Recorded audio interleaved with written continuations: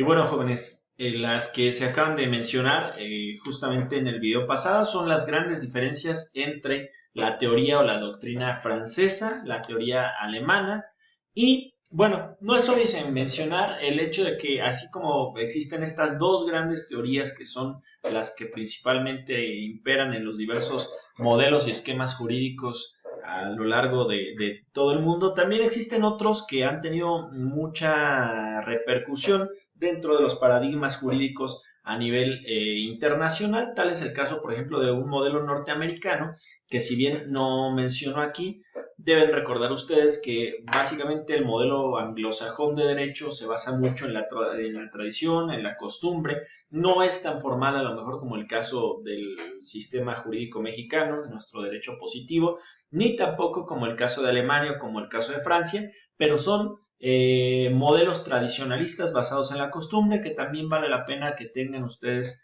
esa referencia y sepan que cuando hablamos de modelos tradicionales, de modelos consuetudinarios, hablamos también de modelos anglosajones. Pero bueno, ya vimos lo que pasa con el modelo francés y con el modelo germánico del hecho y el acto jurídico, pero ¿qué sucede en México? En el video pasado no recuerdo si les hice la pregunta en la cual mencionaba cuál de los dos modelos consideran tuvo mayor influencia dentro de nuestro sistema jurídico, y creo que de la lectura de los artículos que a continuación vamos a leer, seguramente ustedes podrán vaticinar alguna idea previa. Y bueno, el hecho jurídico nos menciona nuestro Código Civil del Estado de México en su artículo 7.4, es el acontecimiento natural o humano, voluntario o involuntario, que sea supuesto por una disposición lugar para producir consecuencias de derecho, para crear, transmitir, modificar o extinguir derechos o deberes jurídicos o situaciones jurídicas concretas. De la lectura de este concepto de hecho jurídico podemos advertir que en el Código Civil para el Estado de México se consideran a los hechos jurídicos como los acontecimientos que pueden ser tanto naturales como humanos. Recordarán que una de las dos teorías que estábamos viendo previamente mencionaba que los hechos jurídicos solamente pueden ser aquellos creados por la naturaleza, y también nos da una clasificación en hechos voluntarios o involuntarios. Y fíjense, esto podría contradecir un poquito lo que habíamos platicado de la intencionalidad como objeto del hecho y del acto jurídico. Recuerden que no es lo mismo intencionalidad que voluntad. ¿A qué me refiero con esto? Más adelante vamos a ver que los actos jurídicos son aquellos que son creados con la intención de producir consecuencias jurídicas de derecho. Aquí puede haber voluntad, pero no intencionalidad de crear un hecho jurídico que produzca consecuencias de derecho. Y nos menciona el artículo 7.5 que los hechos jurídicos son fuente de las obligaciones, y para estos efectos se entiende lo siguiente, fíjense. En primer lugar, los hechos jurídicos realizados sin la participación o acción del hombre son los fenómenos de la naturaleza que producen consecuencias de derecho, es decir, son fuentes de las obligaciones aquellos actos en los cuales no interviene la voluntad del hombre, pero que sí interviene un fenómeno natural que crea una consecuencia de derecho. En segundo lugar, nos dice que también se entiende por hechos jurídicos efectuados con la participación del hombre, en los cuales se denominan hechos jurídicos biológicos. Aquellos hechos jurídicos en donde participa el hombre es un hecho jurídico, pero es biológico, y son aquellos que están relacionados con el nacimiento, la vida, la capacidad o la muerte. Fíjense, el nacimiento en esencia es un hecho jurídico natural. No interviene como tal la voluntariedad del hombre, sino que es un hecho espontáneamente natural. No es que una persona en estado de gravidez diga, hoy lo quiero tener, hoy no lo quiero tener, y está muy a discusión hoy en día. Es un tema muy válido para reflexionar, pero quiero que tomen en consideración ustedes lo siguiente. El nacimiento y la vida no son un hecho de la voluntariedad del hombre, son hechos naturales. Sin embargo, en estos incide el hombre. ¿Estamos de acuerdo? Entonces es un fenómeno que no es de la naturaleza, es un fenómeno biológico del hombre y también está conceptuado dentro de la categoría de los hechos jurídicos. Y finalmente también dice que es fuente de la obligación los hechos jurídicos realizados con la acción del hombre que pueden ser voluntarios, involuntarios y contra la voluntad. ¿A qué me refiero con esto? Imagínense que existe un accidente automovilístico en donde hay una persona atropellada y el copiloto pierde la vida. En ese caso, ¿existe voluntad del conductor? No, no le existe. Sin embargo, es un hecho en donde interviene la acción del hombre, pero está produciendo las consecuencias jurídicas. Sin embargo, no se tiene la intencionalidad de producir esa consecuencia jurídica. Por eso cae dentro del rubro, de un hecho jurídico. Y así como existe un hecho jurídico involuntario, también puede existir un hecho jurídico contra la voluntad, como lo pueden ser las consecuencias jurídicas. Es decir, una consecuencia jurídica es una situación jurídica que está en contra de mi voluntad, que está en contra de mi intencionalidad, pero que a su vez me está generando a mí una consecuencia de derecho. Esta también cae dentro de la categoría de un hecho jurídico. Y finalmente vamos a hablar muy brevemente de los actos jurídicos, en los cuales, insisto, el detonante principal para diferenciar el acto y el hecho es la intencionalidad. Ya lo verán ustedes aquí. El artículo 7.6 del Código Civil del Estado de México dice que acto jurídico es toda declaración o manifestación de voluntad hecha con el objeto de producir consecuencias de derecho, es decir, tiene la intención de producir consecuencias de derecho. Un contrato, un convenio se hace precisamente para producir una consecuencia de derecho. Es una manifestación de la voluntad, sí, pero que tiene un objeto específico y es producir una consecuencia de derecho.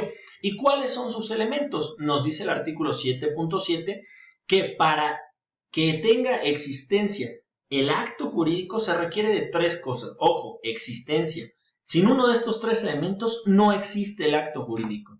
Debe de existir consentimiento.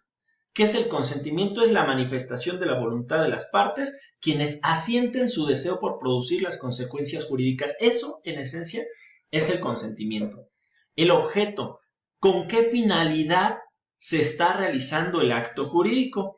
Y dice que, en tercer lugar, se requiere de una solemnidad en los casos que así lo disponga la ley. ¿Qué es la solemnidad? La solemnidad es una investidura legal específica que se requiere para originar actos jurídicos. ¿A qué me refiero con esta terminología? El matrimonio es un acto que requiere de una cierta solemnidad. El matrimonio es un acto jurídico que debe llevarse a cabo ante un juez oficial del registro civil y, en este sentido, requiere de una especificidad técnica para que tenga creación el acto jurídico. Imagínense que yo decido casarme con mi esposa y me caso por las leyes de la naturaleza. Y voy a un bosque y le digo te acepto y nos damos un anillo y demás. ¿Es un acto jurídico? No. Porque sí, es una manifestación externa de la voluntad, sí, ambos manifestamos nuestro consentimiento, sí tiene un objeto que es hasta cierta parte la sociedad, la creación de una sociedad conyugal, porque es lo que queríamos hacer, pero le falta un requisito de existencia que es la solemnidad. Si no le damos observancia al requisito de solemnidad que nos exige que el matrimonio sea celebrado ante un juez del registro civil, claramente no va a existir ese acto jurídico. Es decir, ¿existe el matrimonio del cual les acabo de dar el ejemplo? No, no existe. No hay matrimonio en ese caso. Y, cosa muy distinta, puede existir el acto jurídico, pero puede o no tener validez, porque el artículo 7.8 nos habla de los elementos de validez del acto jurídico y nos dice que para que el acto jurídico sea válido se requiere de 4 cosas. Para que un acto jurídico sea válido, tiene que haber capacidad de las partes. ¿Qué es la capacidad? La capacidad que tenemos todos los individuos de obligarnos. ¿Un menor de edad tiene capacidad para contraer matrimonio por sí mismo? No. porque al ser menor de edad está bajo la tutela de sus padres y entonces no tiene esa capacidad jurídica para contraer una obligación de esa índole. 2. Ausencia de vicios en el consentimiento. Recordarán ustedes que yo en una clase previa les hacía énfasis en que el consentimiento es la reina y madre de los actos jurídicos. Si no hay consentimiento, no existe el acto. Pero fíjense, también si no hay consentimiento, no existe validez del acto. Imagínense que, nuevamente regresando al caso del matrimonio, van ante el juez del registro civil y al momento de preguntarle a una de las dos partes si consiente su voluntad para contraer matrimonio, ella dice que sí, pero después se dan cuenta de que existió un vicio en el consentimiento. Es decir, por ejemplo, notan que esa persona estaba amenazada. Sí, manifestó su consentimiento, es decir, existe un acto jurídico, pero es inválido en el momento en el que advierten que existió un vicio en el consentimiento, porque en ese caso, por ejemplo, si se tiene amenazada a la persona, claramente no está dando su consentimiento pleno, porque es un consentimiento condicionado. Luego entonces es un elemento pero que afecta la validez más no la existencia del acto jurídico. Tercer punto, que el objeto, motivo o fin sea lícito. Imagínense ustedes que celebro un contrato a través del cual decido someter mi voluntad a esclavitud de persona cualesquiera que éste sea, a condición de que esa persona se encargue de mantener a mi familia durante toda mi vida. La esclavitud, ustedes lo saben, en México está prohibida. Luego entonces el objeto de ese acto jurídico es ilícito y puede ser un acto jurídico existente, pero es inválido, no tiene validez. ¿Y a qué se refiere la validez? A que no surte efectos jurídicos. Es decir, sí existe, sí se le da reconocimiento, pero sus condiciones no son lo suficientemente aptas para crear, transmitir, modificar o extinguir el derecho o la obligación del que se trate el acto jurídico, pese a que la intención sea precisamente crear esas consecuencias de derecho. Cuarto punto de validez del acto jurídico. Estamos por terminar. Las formalidades, salvo las excepciones establecidas por la ley.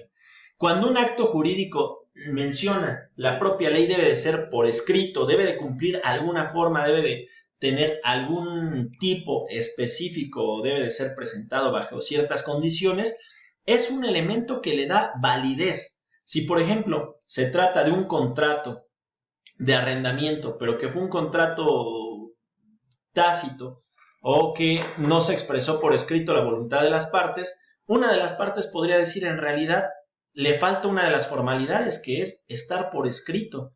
Es una de las formalidades de uno de los contratos o convenios que más adelante veremos, que en este caso puede poner en duda la validez del acto jurídico. Que se pueda o no demostrar mediante otros mecanismos que existió una manifestación de la voluntad es distinto, pero ahí le falta un elemento formal de validez. Y finalmente nos dice el artículo 7.9 que él o los autores del acto jurídico adquieren y contraen o imponen obligaciones. ¿Esto por qué? Porque recordemos lo que nos menciona el artículo 7.6, que el acto jurídico tiene la finalidad, tiene el objeto, se crea precisamente para producir consecuencias de derecho.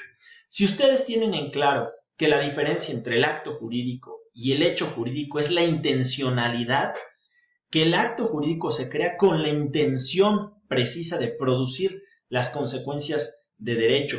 Y en el hecho jurídico, aunque exista una voluntad, no se tiene por objeto la creación, modificación, transmisión o extinción de derechos y obligaciones, van a poder entender a cabalidad todos y cada uno de las hipótesis que se planteen dentro del universo jurídico, porque insisto, son fuentes de las obligaciones, los hechos y actos jurídicos, y a su vez, todas y cada una de las cuestiones que adviertan ustedes en el universo jurídico van a caer dentro de estas dos categorías. O son hechos o son actos jurídicos. Los invito, jóvenes, a reflexionar en torno a su primer nivel con sus padres, con sus familias, y advertir qué clases de hechos y actos jurídicos están inmersos en su vida diaria. Sin más, me despido deseándoles un feliz martes. Nos veríamos el jueves No olviden cumplir con sus trabajos y con los requisitos de cada uno de ellos. Saludos.